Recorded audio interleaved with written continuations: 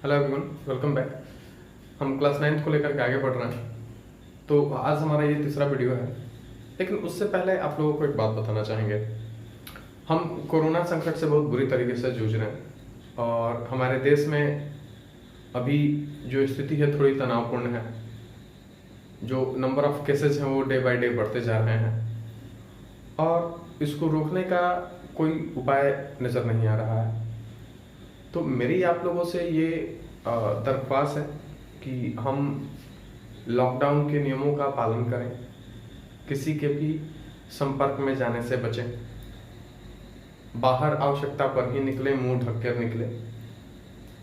और जो सबसे अहमियत वाली बात है, जो सबसे अहम बात है, वो ये है कि एक जिम्मेदार नागरिक होने के नाते हम लोगों को इस बात का ध्यान रखना होगा कि जो खबर हम तक आ रही है वो कितनी सत्य है। जो खबरें आजकल फैलाई जा रही हैं वो बहुत ज्यादा भ्रामक और झूठी हैं। तो मेरा आप लोगों से ये अपील है कि उन झूठी खबरों से बचें, बिल्कुल भी उसके चक्कर में ना पड़े। आपके पास कोई भी जब खबर आती है तो आप पढ़े लिखे हैं, आप पहले उसको देखिए और समझिए कि क्या ये खबर सही है, क्या मुझे इसको मानना चाहिए। अब इन सब चीज़ों के कारण जो कोरोना वॉरियर्स हैं उन पर अटैक हो रहे हैं, उनको मारा जा रहा है, आम इंसान को मारा जा रहा है, सब्जी वाले से उसकी जात धर्म पूछी जा रही है, आधार कार्ड दिखाना पड़ रहा है। हमारे सोसाइटी में ये चीज़ बेहद गलत है। आज मेरा एक मित्र है, तो उसको अंडे खरीदने थे और मैं जिस मकान में रहता हूँ उसी मकान में एक अंडा बेचने वाले रहते हैं। तो मेरे से फ़ोन करके उनकी जात पूछ रहा था, क्योंकि उसके माँ बाप ने उससे कहा था कि पता करो कि उसका जात क्या है, अगर वो मुसलमान होगा तो हम अंडा नहीं खाएंगे। आप समझिए कि नफरत कहाँ तक फैल रही है। ये बहुत ज़रूरी है कि हम लोग इस बात को समझें। ज़रूर हमारे देश में कुछ परिस्थितियाँ अलग हैं, अभी हम थोड़े समस्या में हैं, लेकिन याद रखें कि हम अपने आप को खो करके, अपने देश की जो खूबसूरती है उसको खो करके, कोरोना से निकल करके भी हम अपने आप को खो देंगे। हमको ये चीज़ नहीं खोना है, हमको एक दूसरे में विश्वास बनाए रखना है, एक दूसरे के साथ चलना है और सब मिल करके प्रधानमंत्री के इस कार्यक्रम को, और या ये कहिए कि इस घड़ी को, इस समस्या की घड़ी को हम सब मिल करके एक साथ लड़ेंगे और प्रधानमंत्री को सफल बनाएंगे, अपने देश को सफल बनाएंगे। अब आइए चलते हैं अपने वीडियो की तरफ, अपने क्लास की तरफ। तो हम लोगों ने पिछले वीडियो में जो पढ़ाई किया वो काफ़ी लंबा चला, लगभग 50 मिनट का वीडियो बना, तो इसलिए पढ़ाई को रोक दी गई थी। अब चलिए एक रिप्रेजेंटेशन से रिलेटेड हम लोगों का आज का क्वेश्चन होगा और उसके बाद हम आगे बढ़ जाएंगे। तो इरेशनल नंबर के बारे में हम लोगों ने पढ़ा था, तो हम लोगों को ये पता चला कि इरेशनल नंबर भी क्या है, नंबर लाइन पे रिप्रेजेंट किया जा सकता है। इरेशनल नंबर है कौन?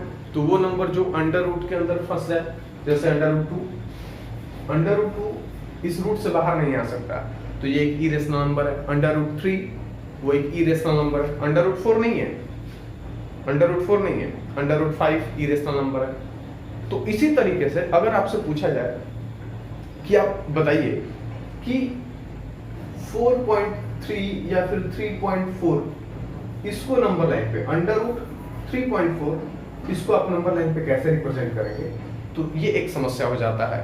तो इसको चलिए हम लोग देख लेते हैं। तो आज हम लोग पढ़ने वाले हैं representing square root of the given number on the number line. ठीक है, नंबर लाइन पर किसी नंबर का स्क्वायर रूट कैसे रिप्रेजेंट करें, इस चीज को थोड़ा समझना है। तो सबसे पहले चलिए हम एक इजी सा क्वेश्चन लेते हैं। हम लेते हैं रूट 7 को हम लोग रिप्रेजेंट करने जा रहे हैं। अब जो आपको स्टेप बताया जाएगा उसको बारीकी से ध्यान रखिएगा और याद रखेंगे आप, ये बेहद जरूरी है।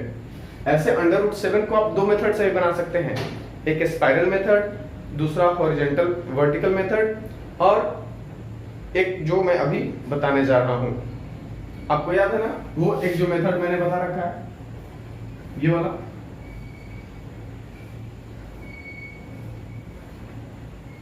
इस तरीके से जो मेथड बताए गए हैं, तो ये स्पाइरल मेथड है। अब स्पाइरल मेथड का हम इस्तेमाल नहीं करने वाले हैं, हम लोगों को नंबर लाइन पे एक अलग तरीके से रिप्रेजेंट करना है। तो इसमें क्या करना है, step number 1, draw a line of 7 centimetre या फिर 7 यूनिट्स। तो चलिए एक रिप्रेजेंट करने का तरीका मैं बता रहा हूं। आप क्या करेंगे, 7 सेंटीमीटर का एक लाइन खींच लेंगे। सपोज कीजिए कि ये ए हुआ और ये हुआ यहां पर बी, ठीक। पॉइंट 2,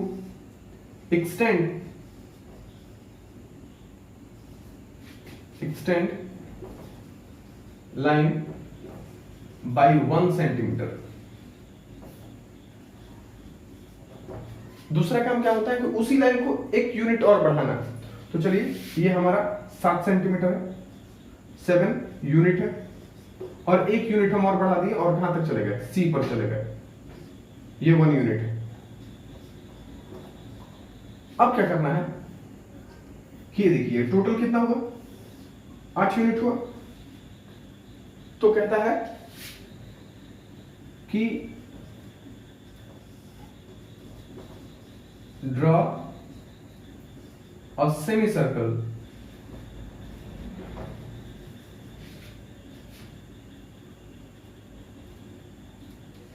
taking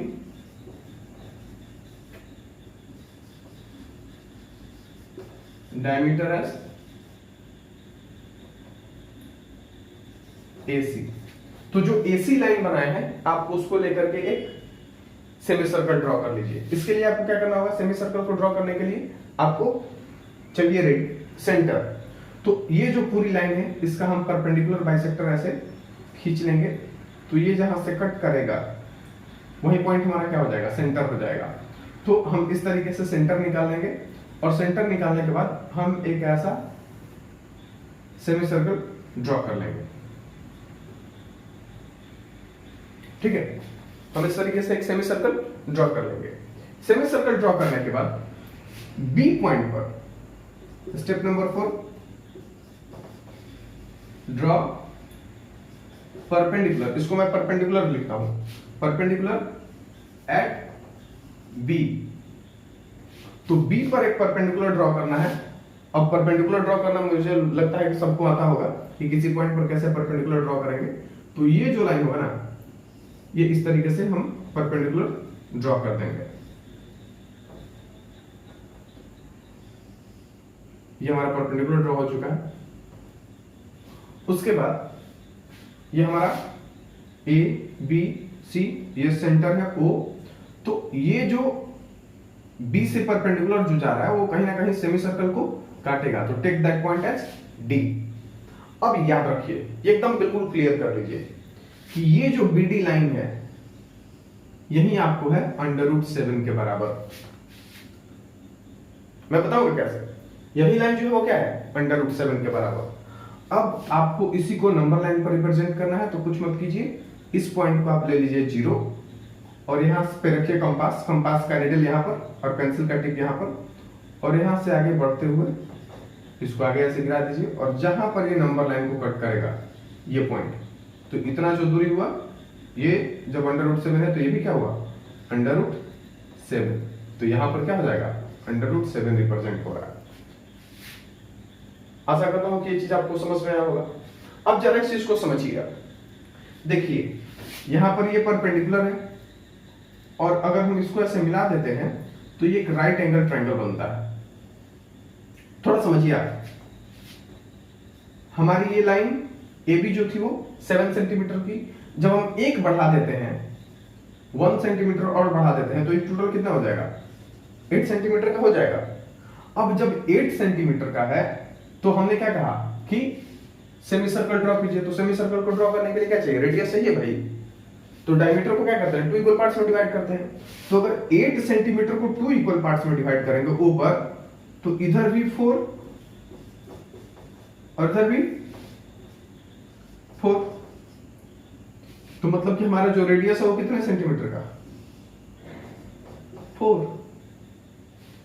अब यहां पर आ जाइए, यहां से लेकर के यहां तक कितना है, 4। ये डिस्टेंस और ये डिस्टेंस सब पे सब क्या है, रेडियस है। तो यहां से यहां तक क्या है 4, लेकिन हम क्या जानते हैं बी से सी तक की दूरी कितनी है 1 यूनिट। तो 4 में से अगर 1 घटा देंगे तो कितना बचेगा 3 बचेगा। अब आ जाइए इस ट्रायंगल में, तो यहां पर आपको ओ बी डी ये आपको 4 सेंटीमीटर है, यहां पर आपको ये 3 सेंटीमीटर है और यहां पर 90 डिग्री है क्योंकि बी डी इज परपेंडिकुलर। तो अब देखिए in triangle OBD, in triangle मैं आपको ये समझा रहा हूं, इन ट्रायंगल ओबीडी क्या है angle B equals to 90 degree. तो पाइथागोरस थ्योरम इस्तेमाल कर सकते हैं क्या, OD square is equals to OB square plus BD square. हमको बीडी चाहिए ना, तो बीडी इक्वल्स टू ओबी इधर आ जाएगा OD square minus BD square. चलिए ओडी 4 है तो 4 का स्क्वायर कितना हो जाएगा 16। बीडी कितना है बीडी, एक मिनट रुकिए, OD 4 OB sorry OB, so OB is 3 centimeter, 3 is the square of 3 is 9, that is 7, so BD square is equals to 7, then BD equals to under root 7। तो BD देख रहे हैं आप under root 7 ही है, तो ये हर वक्त हमको मिल जाएगा।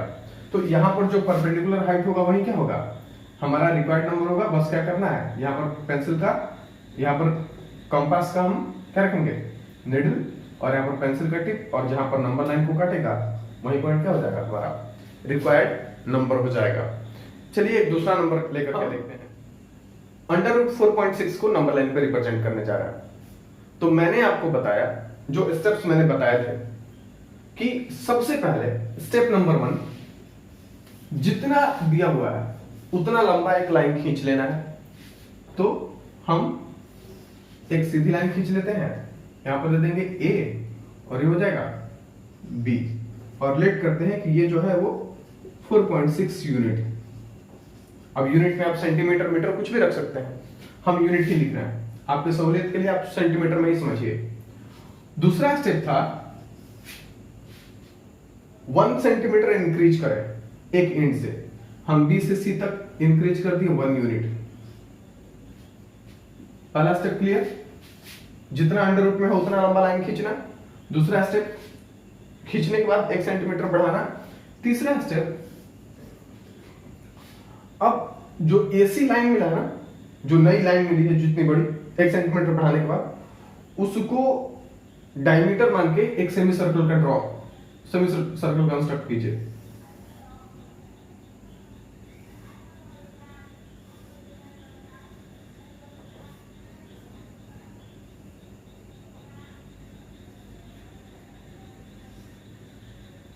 ये हमारा सेमी सर्कल बन गया, ठीक। अब तो सेमी सर्कल कभी भी रेडियस से बनता है, तो जब तक हमको रेडियस नहीं पता होगा, या फिर सर्कल तभी बनता है जब सेंटर पता होगा, तो जब तक हमको सेंटर नहीं पता रहेगा तब तक हम ना रेडियस निकाल पाएंगे ना ही सर्कल ड्रॉ कर पाएंगे। तो इसके लिए हम लोगों को क्या करना होगा ना, ये जो लाइन है, किसी भी लाइन के अंदर परपेंडिकुलर बाइसेक्टर खींचना होता है, तो यहाँ पर कंपास रखते हैं, ऐसे कट लगाते हैं, फिर नीचे भी कट लगाते हैं, फिर उस पॉइंट पर रखते हैं इधर इधर, और ये जो लाइन मिलती है ना, तो जहां से ये लाइन गुजरती है वो बाइसेक्ट कर देता है। ये बहुत बार बताएगा, बहुत कॉमन चीज है। तो इस तरीके से हम इस लाइन का सेंटर निकाल लिए थे, और सेंटर निकालने के बाद हमने क्या कर लिया था, ये ड्रॉ कर लिया था। तो यदि ये 4.6 था और यहां पर भी 1 यूनिट, तो ये टोटल कितना हुआ,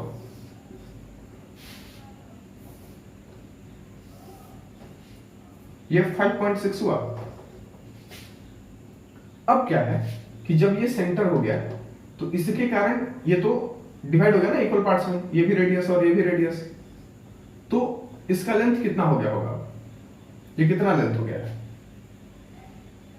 तो 5.6 का हाफ कितना होगा 2.8, ये कितना हो जाएगा 2.8।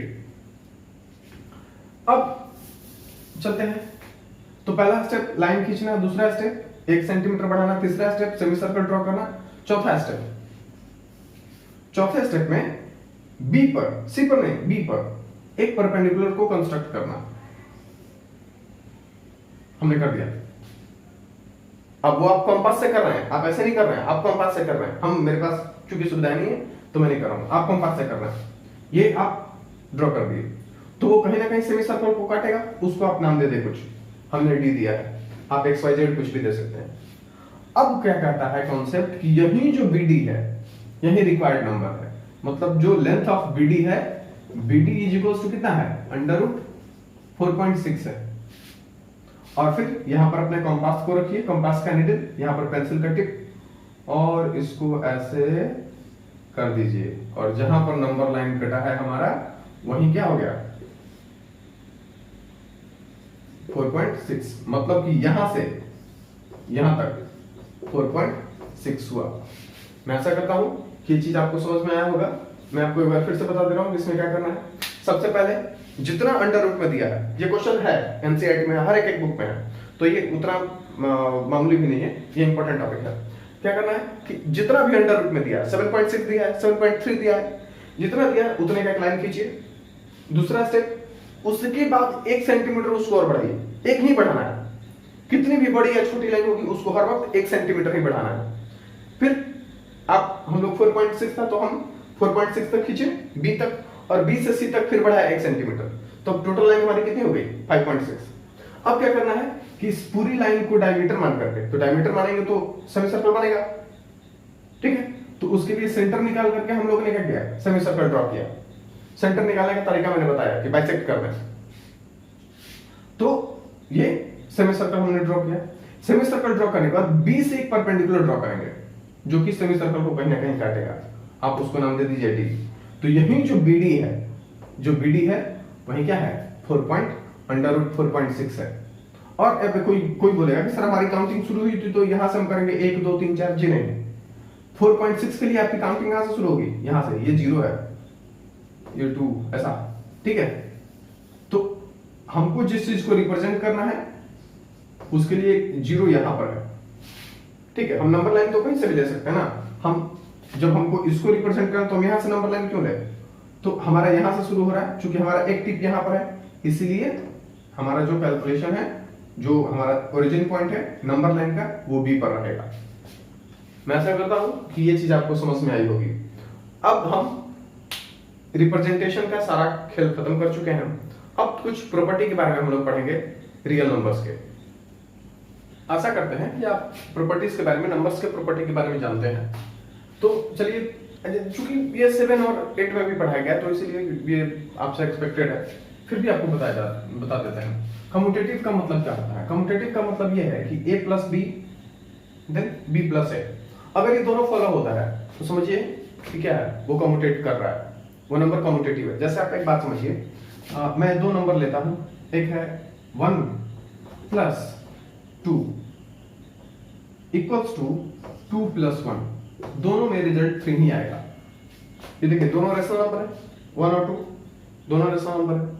तो ये आप समझिए कि यदि सम करने पर 1 प्लस 2 और 2 प्लस 1 एक ही रिजल्ट आ रहा है तो क्या होगा, कम्यूटेटिव प्रॉपर्टी का फॉलो होना कहा जाएगा। अगर यही चीज 2 into 3 इक्वल्स टू 3 into 2, तो ये क्या हो गया, 6 होगा। इसका भी रिजल्ट 6 होगा, इसका भी रिजल्ट 6 होगा, लेकिन प्लेस क्या है, चेंज है। पहले 2 में 3 मल्टीप्लाई हुआ है, अभी 3 में 2 मल्टीप्लाई हुआ है, तो ये हो गया a into b is equals to b into a। देखिए तो यही चीज है ना, हाँ, यहां पर साइन प्लस का है और यहां पर साइन क्या है, मल्टीप्लाई का। तो commutative property of number in multiplication, और यही कम्यूटेटिव प्रॉपर्टी ऑफ नंबर यहां पर क्या है, एडिशन। जैसे आप 2 प्लस 3 करें या फिर 3 प्लस 2 करें, दोनों का रिजल्ट 5 ही आने वाला है, दोनों का रिजल्ट क्या आने वाला है, 5 ही आने वाला है। तो इस बात को आप समझें कि कम्यूटेटिव का मतलब होता क्या है। अगर प्लेस के चेंज कर देने से रिजल्ट में कोई चेंज नहीं आता है तो कहेंगे कि ये प्रॉपर्टी क्या है, इन नंबर्स की कैसी प्रॉपर्टी है, कम्यूटेटिव प्रॉपर्टी है। तो रेशनल नंबर में और इरेशनल नंबर में दोनों के दोनों, ये दोनों नंबर कम्यूटेटिव प्रॉपर्टी के होते हैं। प्लेसेस चेंज कर देने के कारण सम और मल्टीप्लिकेशन के केस में, बार बार ध्यान रखिएगा, सम और एडिशन और मल्टीप्लिकेशन के केस को केवल बता रहे हैं, तो एडिशन और मल्टीप्लिकेशन के केस में रिजल्ट में चेंज नहीं आता है। ध्यान रखेंगे कि अगर हम रेशनल नंबर या फिर हमारे पास इरेशनल नंबर है और अगर हमको सम करना है या फिर मल्टीप्लाई करना है, एडिशन करना है या फिर मल्टीप्लिकेशन करना है, तो आप जगह बदल कर भी मल्टीप्लाई करते हैं या फिर एडिशन करते हैं तो कोई फर्क नहीं पड़ता है। अब चलिए दूसरे प्रॉपर्टी में चलते हैं, एसोसिएटिव प्रॉपर्टी। एसोसिएटिव कहता है 3 नंबर की बात अगर हो, अगर कोई 3 नंबर की बात हो ए बी और सी की, तो ए को छोड़ दे पहले बी सी को ऑपरेट करें, या फिर पहले ए बी को ऑपरेट कर ले बाद में बी सी को ऑपरेट करें, तो भी रिजल्ट में कोई फर्क नहीं आएगा। ठीक है, बाद वाले दो को एक साथ, फिर तीसरे को उन दोनों के सम के साथ, या फिर पहले वाले दोनों का सम और फिर तीसरे वाले को अकेले साथ में करें, तो रिजल्ट में कोई चेंज नहीं आता है। आप ये भले ही मल्टीप्लाई में करके देखें या फिर सब्ट्रैक्ट एडिशन में करके देखें। चलिए करके देख लेते हैं। जैसे मान के चलिए a इक्वल्स टू हम लोग √2, b इक्वल्स टू √3 और c इक्वल्स टू √5 ले लेते हैं। तो करके देखते हैं, अगर हम मल्टीप्लाई करके देखते हैं तो a into b into C होगा equals to a into B, bracket बाहर ब्रैकेट सी। अब चलिए करके देखते हैं, √2 into √3 into √5 equals to √2 into √3 और ब्रैकेट के बाहर √5। तो बोर्ड मास के नियम के मुताबिक हम लोग पहले ब्रैकेट को सॉल्व करते हैं, तो √2 इंटू ये क्या हो जाएगा, रूट के अंदर का रूट से मल्टीप्लाई होता है तो ये √15 हो जाएगा, और इधर क्या है √6 इंटू √5। अब करते हैं 2 5 जा 15 2 जा 30, तो ये क्या हो गया √30 इक्वल्स टू, ये भी कितना हो गया √30। देखिए दोनों इक्वल आया। तो ऑपरेट करने के प्रोसेस से कोई फर्क नहीं पड़ता है, आप पहले वाले दो को एक साथ ऑपरेट करें या फिर बाद में ऑपरेट करें, कोई फर्क नहीं पड़ता है। तो याद रखेंगे ये एसोसिएटिव प्रॉपर्टी होती है। तो एसोसिएटिव प्रॉपर्टी में प्रोडक्ट, मल्टीप्लिकेशन और सम, एडिशन, दोनों प्रॉपर्टी जो है इरेशनल नंबर हो या फिर इरेशनल नंबर हो, वो दोनों एसोसिएटिव प्रॉपर्टी को फॉलो करते हैं। ठीक उसी तरीके से डिस्ट्रीब्यूटिव प्रॉपर्टी होती है। डिस्ट्रीब्यूटिव प्रॉपर्टी क्या कहता है कि अगर एक नंबर बाहर हो और वो दो नंबर के सम से मल्टीप्लाई हो रहा हो, तो देखिए ये वाला जो होता है दोनों में डिस्ट्रीब्यूट होता है। ए जो है बाहर है वो बी में भी और वहीं सी में भी, इसी को डिस्ट्रीब्यूटिव प्रॉपर्टी कहते हैं। जिस तरीके से हमारे पापा जी का पैसा आता है घर में और पिताजी का पैसा सभी लोगों में डिस्ट्रीब्यूट होता है बिना किसी भेदभाव के,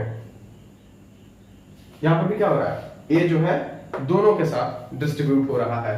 इसी प्रॉपर्टी को हम लोग क्या कहते हैं, डिस्ट्रीब्यूटिव प्रॉपर्टी कहते हैं। और इन तीनों प्रॉपर्टी के कारण रिजल्ट में कोई चेंज नहीं आता है, इसलिए हम कहते हैं कि रेशनल नंबर और इरेशनल नंबर दोनों इन प्रॉपर्टीज को फॉलो करते हैं। एक जो अगला प्रॉपर्टी आता है वो होता है क्लोजर। क्लोजर का मतलब ये होता है कि क्लोजर प्रॉपर्टी में हम लोग क्या देखते हैं कि अगर आप रेशनल नंबर को ऐड करेंगे दूसरे रेशनल नंबर से, तो जो सम मिलेगा वो भी रेशनल नंबर ही होगा। समझिए जरा, जैसे मान के चलिए आप चौथी प्रॉपर्टी आपको बता रहे हैं क्लोजर प्रॉपर्टी। ऐसे ये चीज तो क्लोजर प्रॉपर्टी तो नंबर 1 पर ही पढ़ना चाहिए, लेकिन आप समझिए अंतर इसी में है।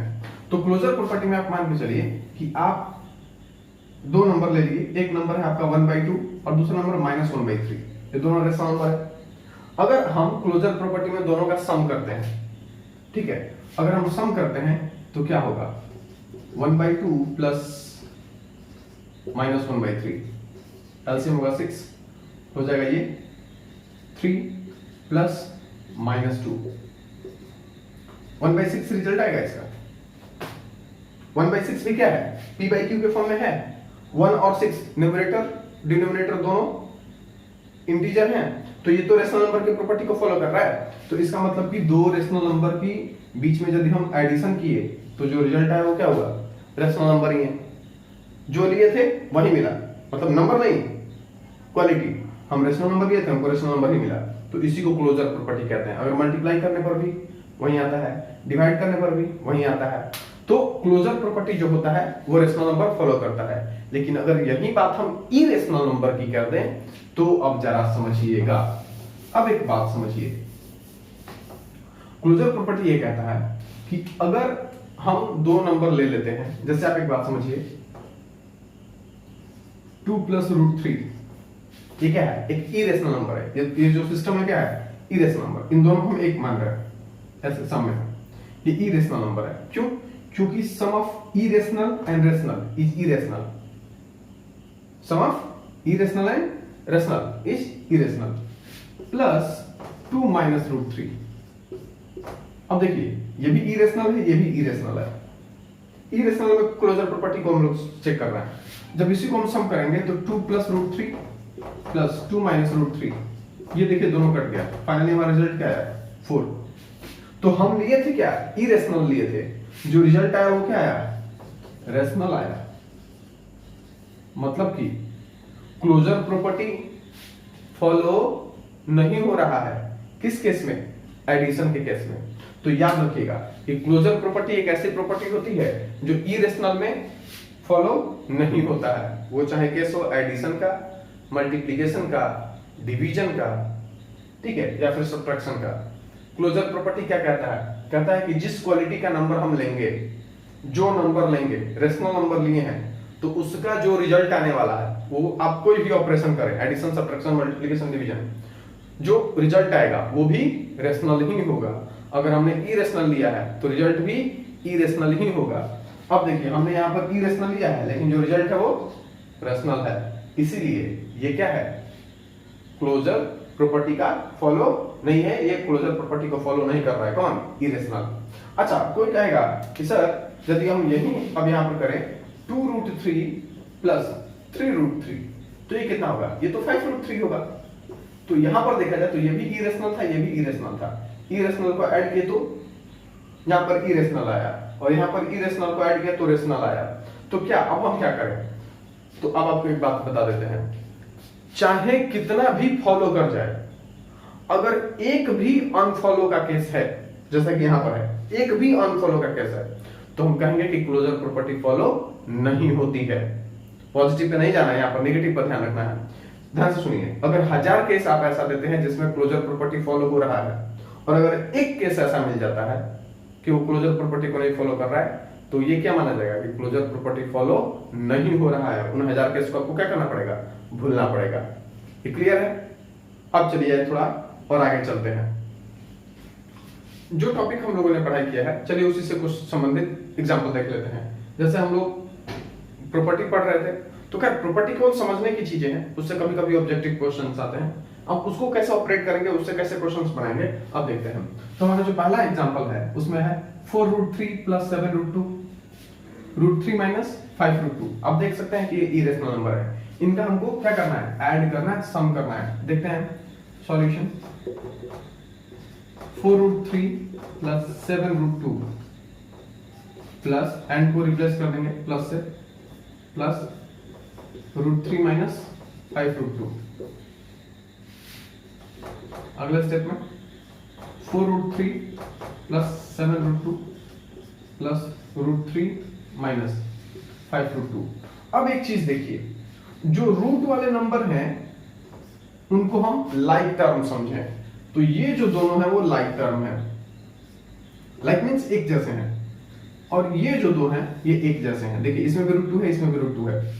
तो एडिशन सब्ट्रैक्शन केवल इन्हीं दोनों में हो सकता है। एडिशन सब्ट्रैक्शन केवल इन्हीं दोनों में हो सकता है। जैसे आप एक बात समझिए, x + y = x + y + 7x + 3y। तो आप समझ रहे हैं ना कि जब भी x जुटेगा तब x के साथ ही जुटेगा और 8x होगा। y जब भी जुटेगा तब 3 के साथ ही जुटेगा और 4y होगा।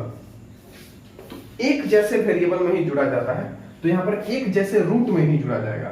तो ये क्या हो जाएगा? 4√3 प्लस √3, और यहां पर हो जाएगा 7√2 माइनस 5√2।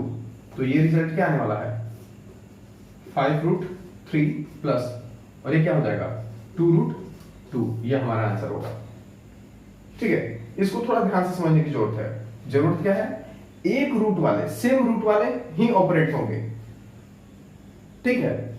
अच्छा, रूट जैसे का तैसा रहेगा, एडिशन सब्ट्रैक्शन जो भी होना रहेगा, मल्टीप्लिकेशन, वो बाहर वाले जो नंबर है, ये 5 है और यहाँ पर 7 है, इनके बीच में होगा। अब कोई कहेगा सर 3 के सामने तो कोई नंबर नहीं है, तो जहां पर कुछ नहीं है वहां पर 1 है, तो यहाँ पर 4 और यहाँ पर का 1 कितना हो जाएगा 5, और यहाँ पर 7 और ये -5 तो कितना हो जाएगा 2। ये इजी है। अगले क्वेश्चन की तरफ चलते हैं। 6√7 - 1/2√2 प्लस 2/3√5 प्लस 1/3√5 प्लस 3/2√2 -√7। तो एक साथ अरेंज करते हैं। ये √7, तो √7 वालों को एक साथ करेंगे। 6√7 ये माइनस है तो -√7 हो जाएगा। अब ऐसा नहीं कि 7 में से 7 घटा के 0 कर दीजिएगा, नहीं, 6√7 है और यहाँ पर 7 है, √7 है। उसके बाद है -1/2√2, तो √2 वाला यहाँ पर है, प्लस 3/2√2, आगे है 2/3√5 और यहाँ पर प्लस 1/3√5 करके देख लेते हैं। तो मान के चलिए कि ये x है, तो 6x - x कितना होगा 5x होगा ना, तो 5√7 हो जाएगा। मैंने आपको एज्यूम करने के लिए कहा था कि आप मान लीजिए। आगे इन दोनों का डिनोमिनेटर सेम है, ठीक, ये नेगेटिव है, ये पॉजिटिव है, तो क्या होगा यहां पर हो जाएगा प्लस इन दोनों का एलसीएम 2 -√2 प्लस 3√2। ये जो इसको हमने ऐसा कर दिया है, ये इसका साइन और ऐसा ये इस तरीके से हमने कर दिया है, उसमें कंफ्यूज ना हो।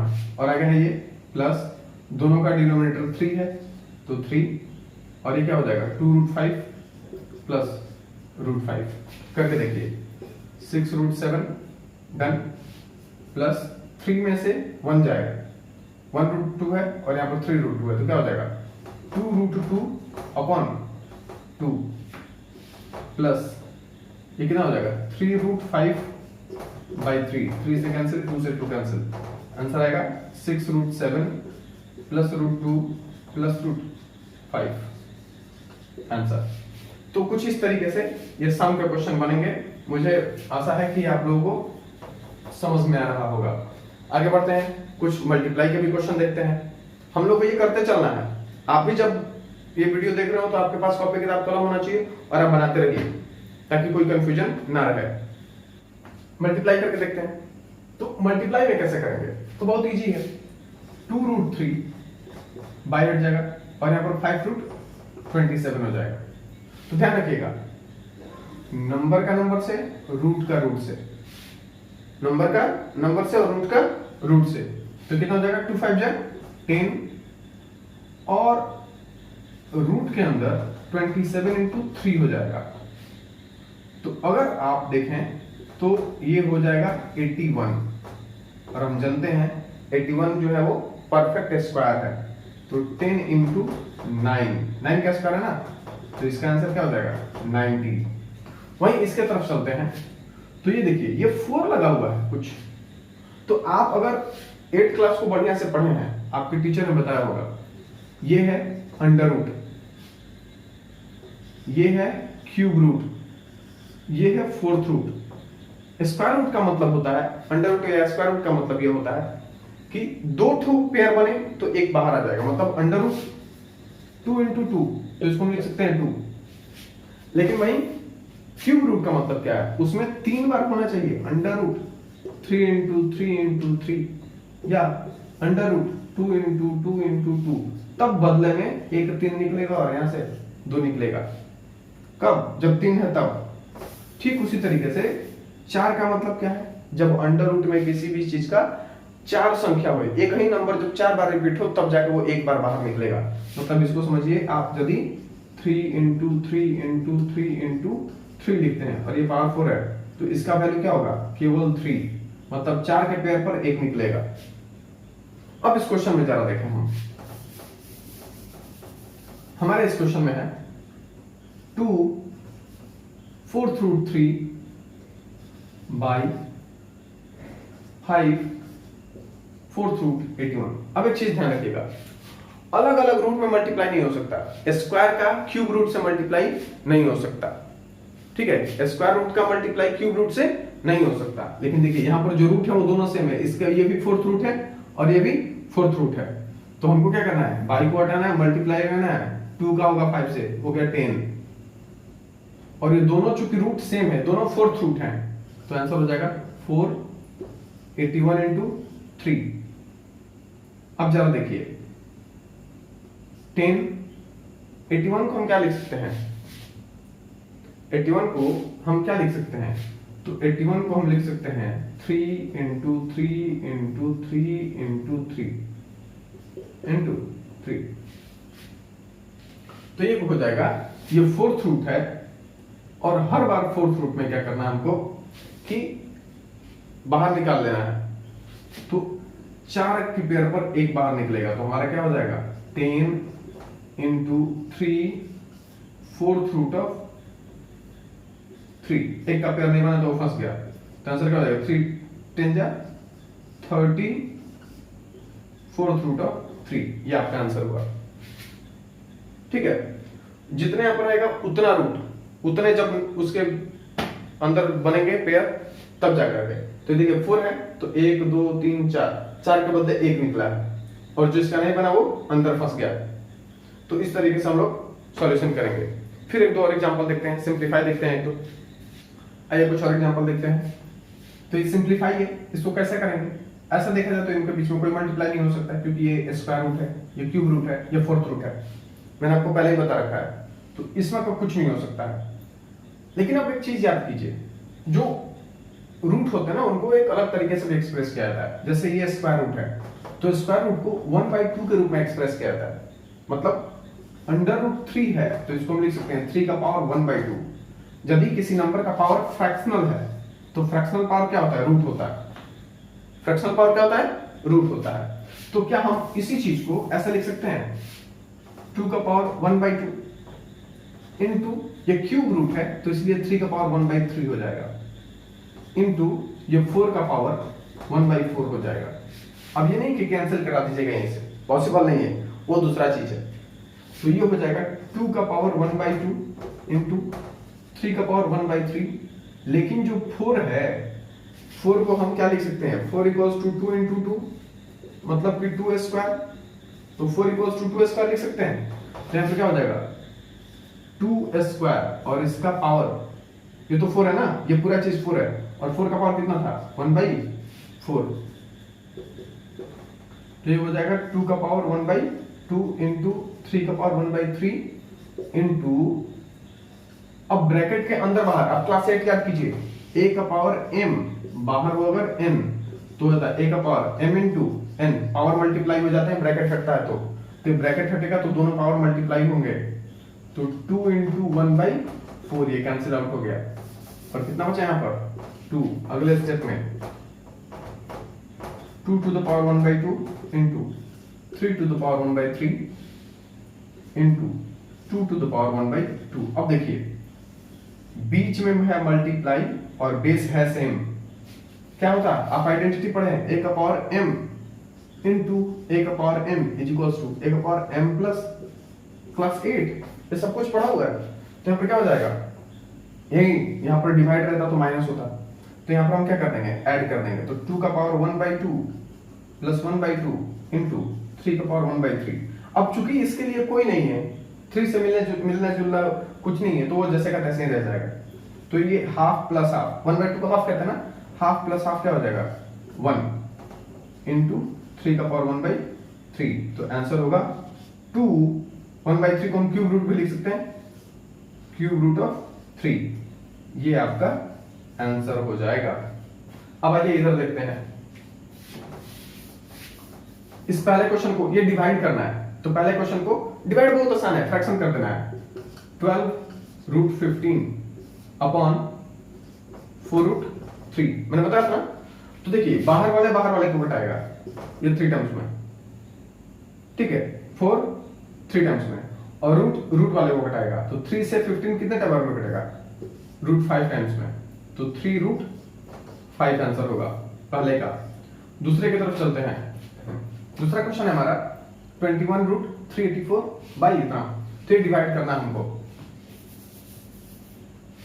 तो 21 384 अपॉन 8 रूट 96। हम क्या करेंगे, ये दोनों तो कट नहीं सकते एक दूसरे से, तो क्या करेंगे, तरीका है हम इसको फैक्टराइज कर लेंगे प्राइम फैक्टराइज। तो प्राइम फैक्टराइजेशन करने पर ये पता चलता है, तो जब 21 under root 2 to the power 7 into 3 और ये डिनोमिनेटर में 8 into 2 to the power 5 into 3। अब देखिए ये सिंपल सा रूट है, मतलब कि स्क्वायर रूट है, दो टू पे एक बाहर निकल जाएगा। तो जब यहां पर 7 है तो 2 into 2 into 2 into 2 into 2 into 2, ये 7 है ना, इसमें कितना पेयर बना है, 1 2 और 3 तो पेयर बना है। तो ये कुछ इस तरीके से हो जाएगा 21 इंटू 2 इंटू 2 इंटू 2, क्योंकि 3 पेयर बनेगा। तो अभी अंडर रूट में कितना बच जाएगा, एक ही बच रहा है ना, अब तो एक ही बच रहा है ना, अब तो एक ही बच रहा है, तो क्या हो जाएगा, ये वाला 2 और ये 3, 2 3 या 6 अपन में चलते हैं अगर, तो हो जाएगा 8 और यहां पर देखिए 5 है, तो कितना पेयर कंप्लीट होगा, 2। तो आंसर होगा 2 इंटू 2 अंडर रूट 6। तो अंडर रूट 6 से 6 कैंसिल हो गया, क्योंकि देखिए 3 है और जो 2 एक्स्ट्रा बचेगा, 2 3 या 6 हो जाएगा, ऊपर में वही होगा। तो 6 6 कैंसिल हो गया, 1 2 1 2, फिर इससे 4 टाइम्स में आंसर आएगा 21/4 आंसर। तीसरे क्वेश्चन की तरफ चलते हैं। अब ये तीसरा क्वेश्चन थोड़ा ट्रिकी टाइप का है। ये कह रहा है 6th root of 12 divided by √3 cube root 2।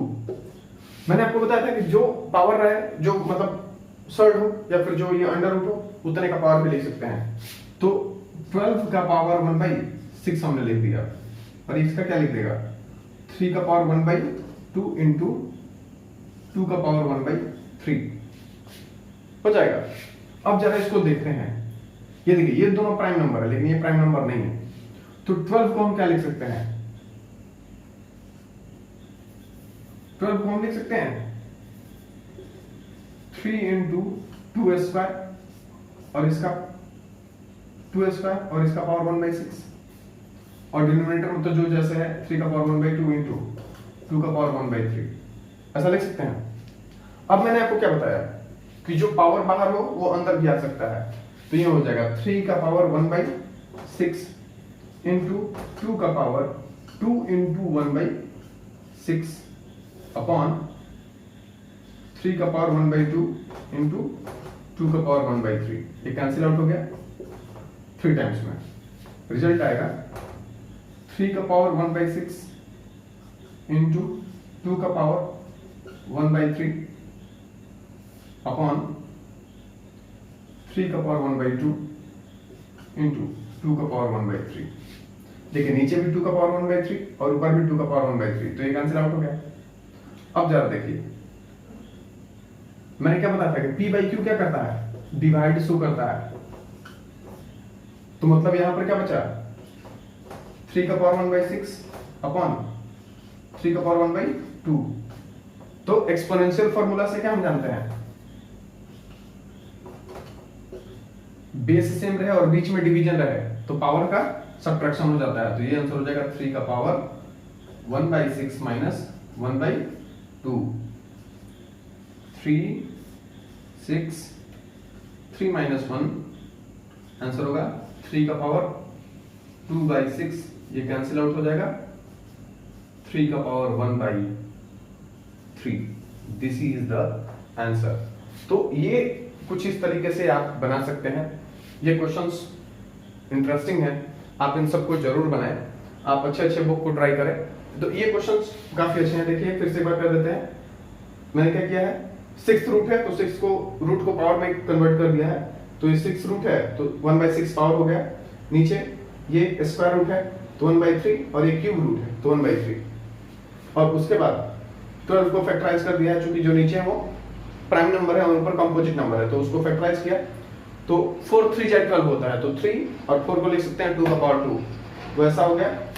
अब ब्रैकेट के बाहर वाला पावर अंदर गया, तो 3 के पास भी गया, इसके पास भी गया, तो इसके पास 2 था, 2 से कैंसिल होकर 1/3 बच गया, तो 2 का पावर 1/3 और नीचे भी 2 का पावर 1/3, तो कैंसिल आउट हो गए, बचा क्या 3 का पावर 1/6 और नीचे 3 का पावर 2।